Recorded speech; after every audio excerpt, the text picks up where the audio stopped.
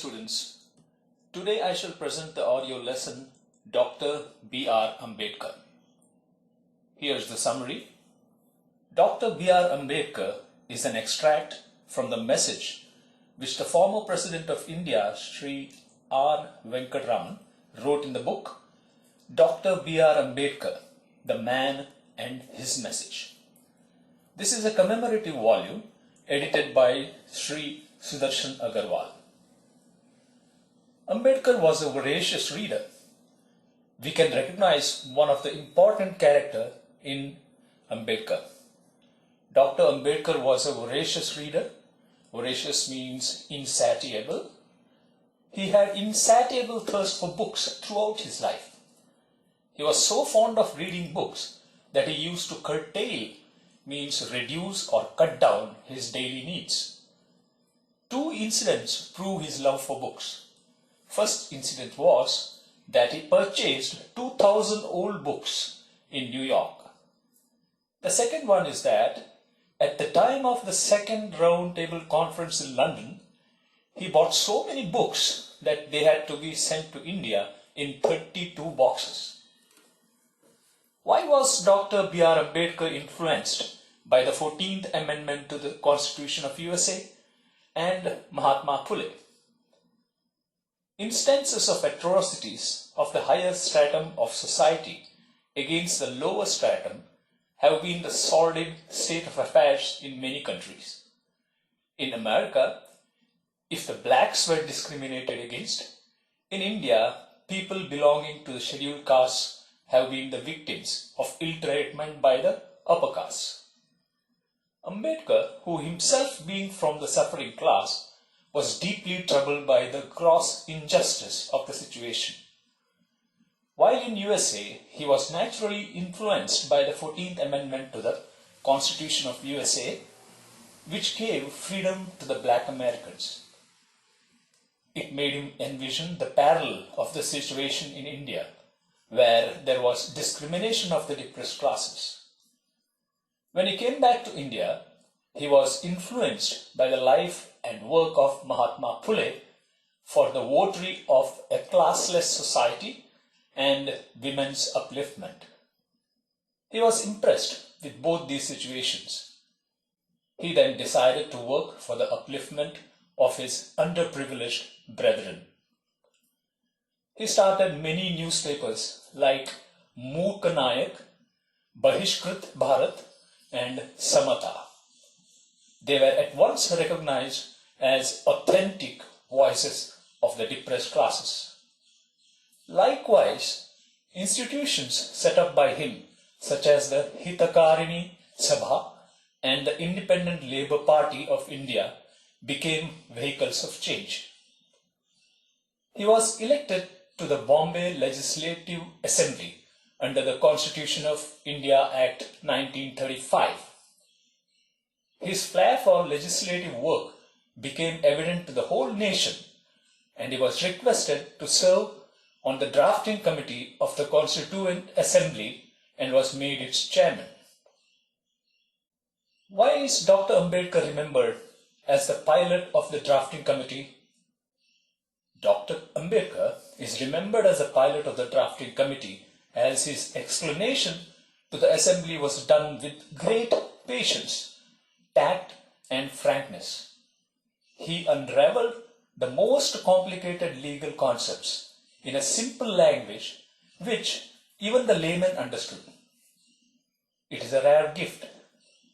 He, with the aid of constitutional advisor B.N. Rao, had done this task matchlessly.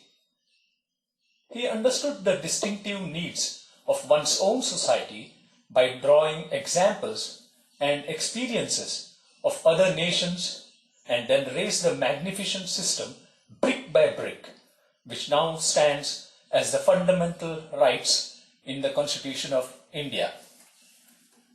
Besides Dr.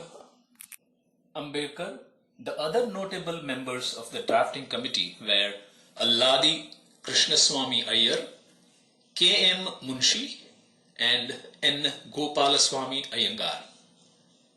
Ambedkar had a clear perception of the mutuality of the three pillars of state: the legislature, the executive, and the judiciary.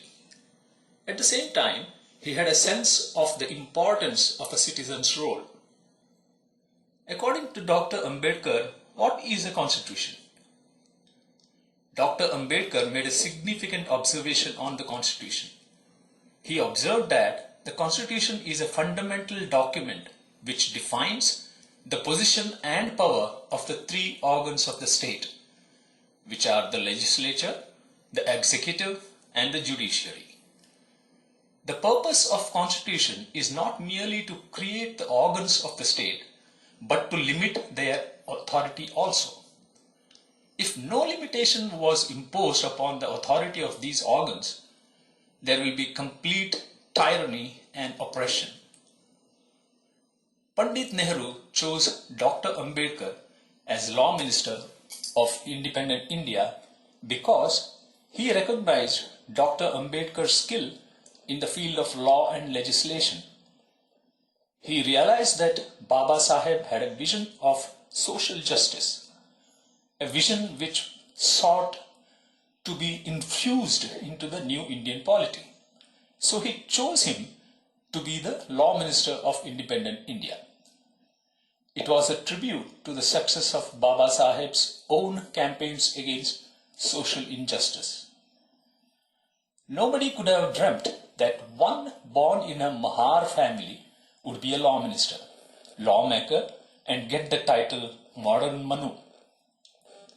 The British rulers exaggerated caste distinctions and divided the people of India to strengthen their power over us. Both Mahatma Gandhi and Dr. Ambedkar refused the caste system and declared the oneness of the Hindu community.